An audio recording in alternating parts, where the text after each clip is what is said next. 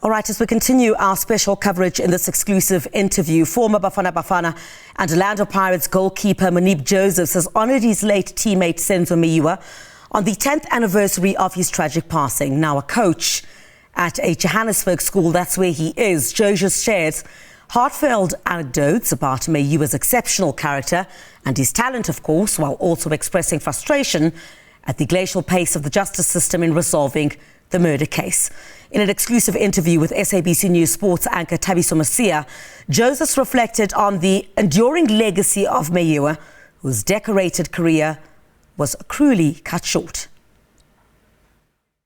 Well, we mark the 10th year anniversary of the tragic passing of former Bafana goalkeeper Senzo Meyiwa. Actually, the tragic, senseless killing of Senzo Meyiwa back in 2014. And today we are at the Merentia Primary School. We are visiting one of his former teammates, Moeneeb Josephs, just to get his recollection and his memories of the great goalkeeper Senzo Meyiwa. We don't want his story to be overshadowed by the murder case that is going on. We want to remind people of his legacy and his impact in the game and his contribution to South African football. And Moeneeb is here. And thank you, Moeneeb, for being able to speak to us about Senzo Meyiwa. Thank you for having me, and thank you for giving me this opportunity to speak about someone who meant a big deal to me. And not just a big deal as a footballer, but I've seen him become a man, from a boy to a man. And for me to be sharing a little bit of a story and making his name live again, it's such a pleasure and an honor.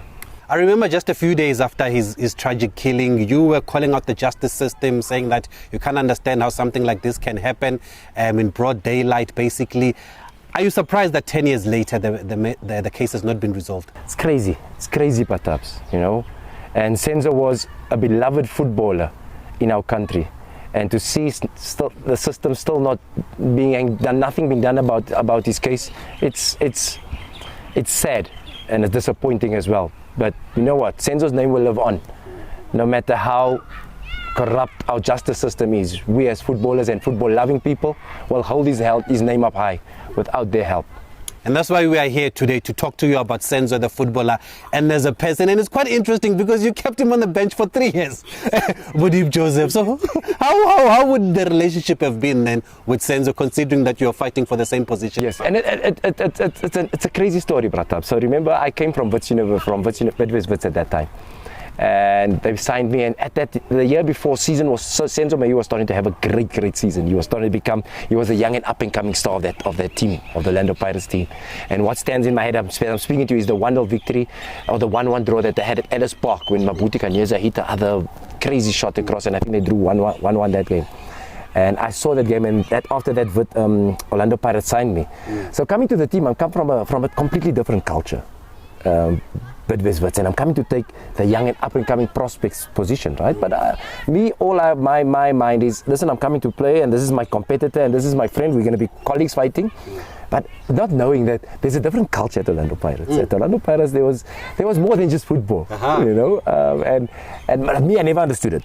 Right? Special project. Yeah, 100%. It's called the special projects. So I never understood the special projects, and then, as I started I get to the team and everything, so it was a little bit difficult at first, but Senzo immediately took to me, but just probably because I was in the goalkeeping area as well, so he took to me. But then our relationship started like that. But then, as I started to take the number 1 position, I could feel a little bit of tension. I could feel tension, you know. Because why isn't Senzo speaking to me anymore? Because I'm just all about, hey, we need to play football. Senzo, me and you, we're fighting for the same cause. But obviously he was a young boy, young kid still at that time. So he never understood. All he knew, all Senzo thought to himself was, listen, I was the up-and-coming young keeper. I should be playing, you know.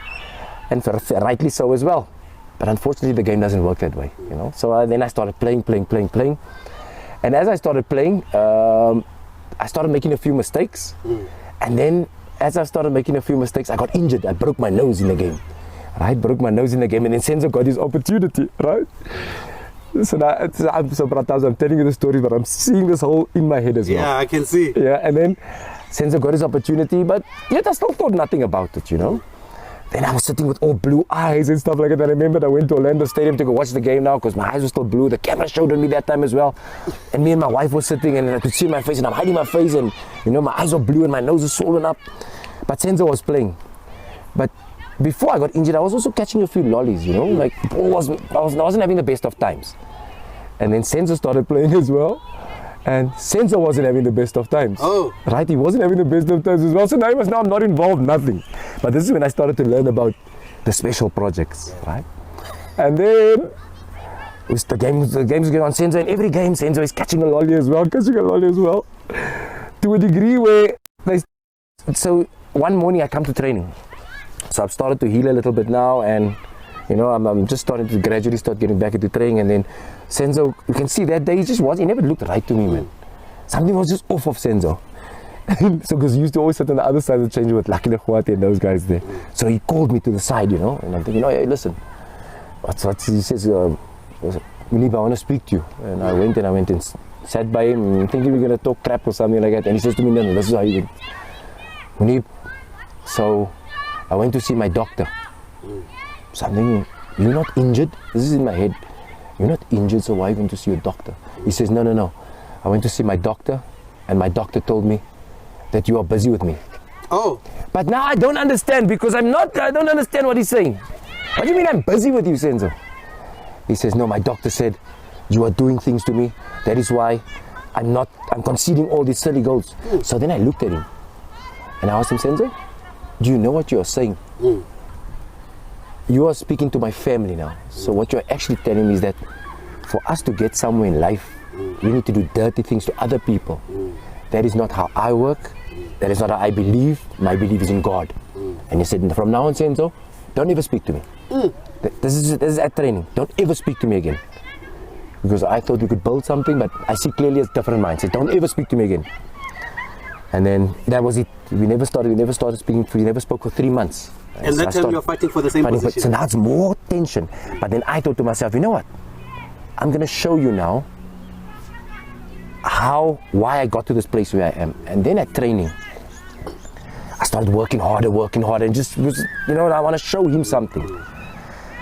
But 3 months went by, and I started to get better, injury-wise, but he was still starting to catch lollies at that time. And then, as soon as I was healed, I started to get into the team again, right? But at that same time, and this is where my love for Senzo came. This is where my respect.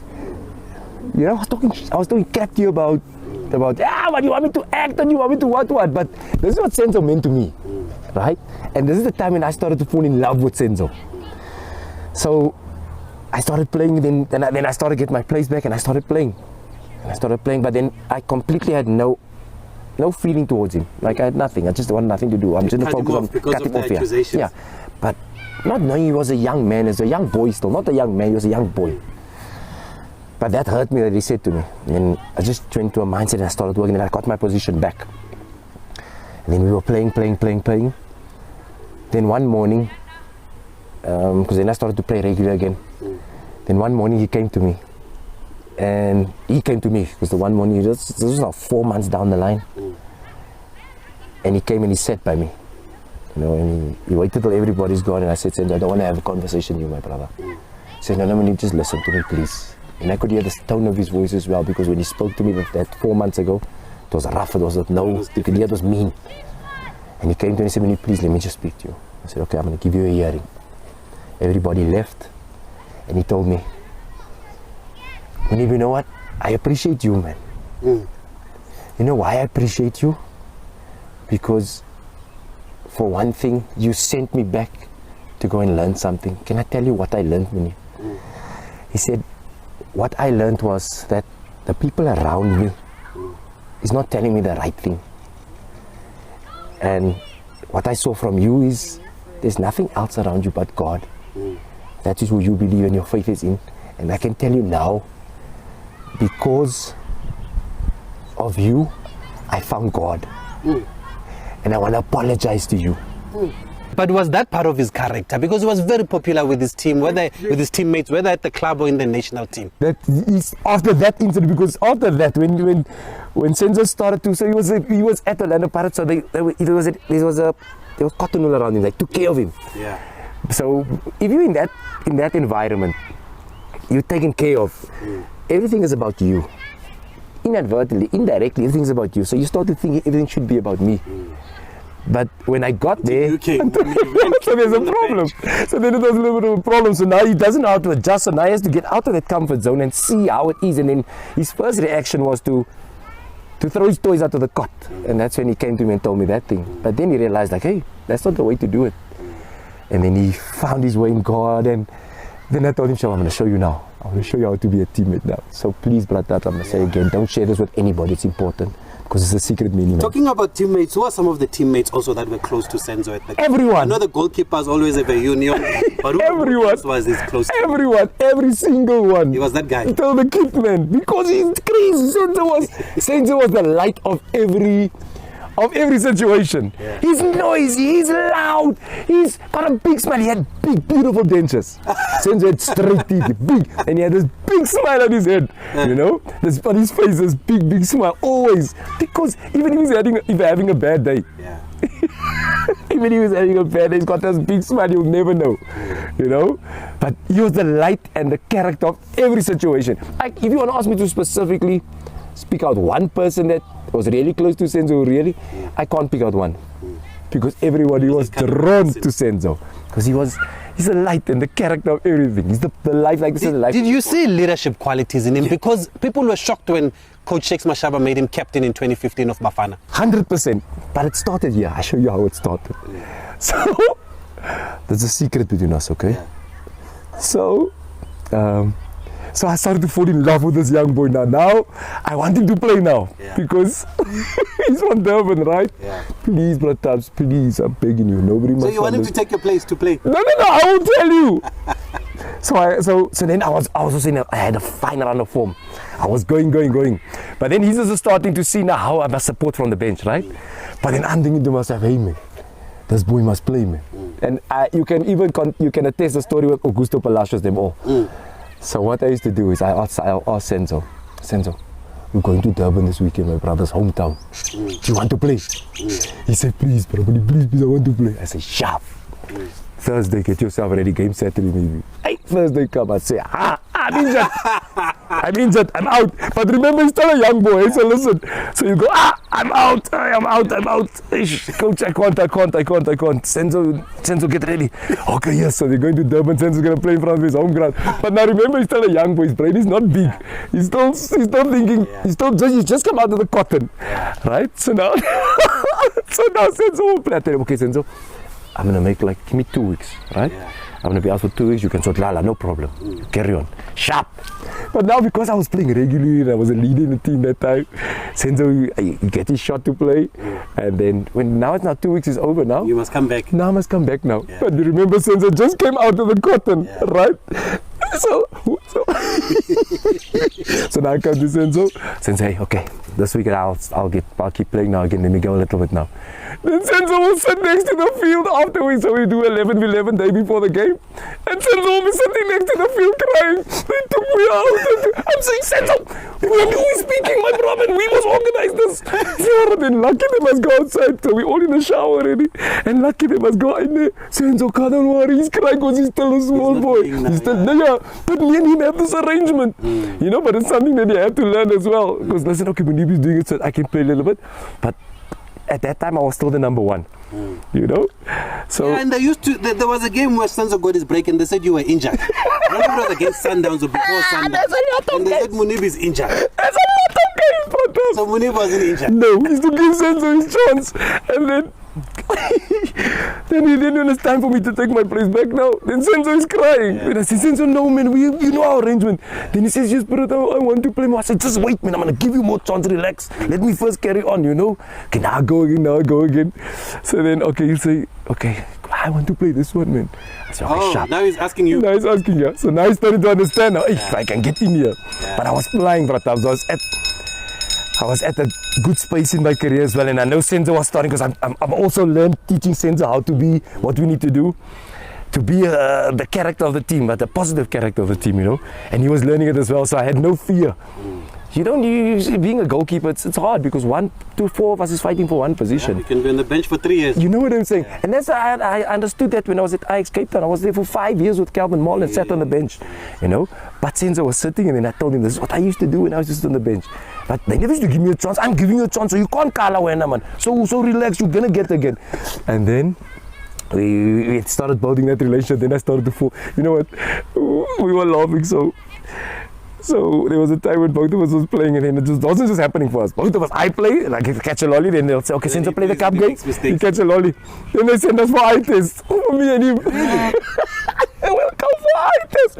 But then both of our right eyes is a little bit blurry. But if you look in all human beings, there's one eye that's worse than the other eye. Was it normal for keepers to be set for eye test? No, because we were catching lollies, balls going through our legs, you know. But many sense as well, man. Hey, we're both human beings. It's nothing got to do with this outside crap. It's what we put in at training. How are we going to get things right in training? And then, when Roger de Sá came, yeah. But then that was the time I feel that, I don't know, I was just starting to lose interest. I needed to leave. I wanted a different challenge, you know. And by that time, Senzo has grown as a goalkeeper. And I remember that one save he made against Bloemfontein Celtic, where he tracked back and he made that unbelievable save to get to the goals. And I knew this boy's ready now. You know. And did you see a Bafana goalkeeper even when you joined Pirates, or were you surprised by his progress over the years? No, because I could see the progress. So Senzo needed to have the regular game time now. So with me being an older character at that time, it's just the way the world works, as coaches think as well. If you have a senior goalkeeper that's really built himself a repertoire where you know I can depend on him, then it will always hold the rest back. Right, and I just felt that it was a time for me because we wanted the double treble, and I needed a different challenge. And I thought to myself, here's your chance, sorry, this is it now. Can I tell you how I left Orlando Pirates? Yeah. But you're not going to tell anybody. No, it's just between us here. Promise, my brother. Promise. Because you went back to vet. So listen, so I knew I had a shoulder injury. I had 2 shoulder operations, right? And I told Senzo, okay, it's time now, my brother. I need to move now. And I told him Roger was there. So Roger was a very relaxed, easy guy. That's who Roger is. He's a relaxed, easy guy, you know. And I told Roger, coach, my shoulder. You know, it's starting to bother me. I need to move. I need to go see the doctor. Cool. They said, okay, go see the doctor. And then, you promise to tell nobody, no? So I go to the doctor.